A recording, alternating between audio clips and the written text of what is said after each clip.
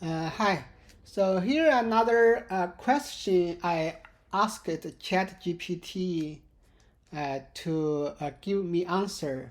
So sometime in my BPF code, I would like to include BPF helpers header file and from the libbpf installation from the distribution.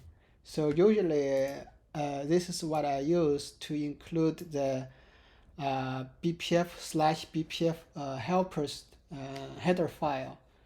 But sometimes this file could be missing because maybe the distribution did not install the libbpf package, and so then I want to fall back to a local BPF helpers header file, and so like I could make a copy of BPF helpers header file and store it in my local C code source file directory. So how can I do the fallback? And then here is the ChatGPT answer. And to handle the fallback scenario in your C code, you can use preprocessor directive to do that. So here the ChatGPT says this is the has include preprocessor to do that. So so ChatGPT even give the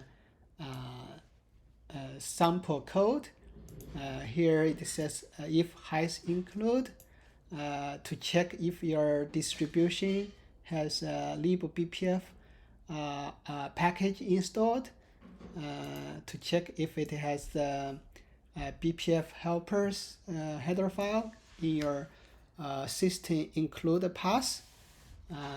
If it has, then use that header file. If not, then include your local BPF helper header file in your local source directory. So yeah, and this is one small thing I learned from the ChatGPT.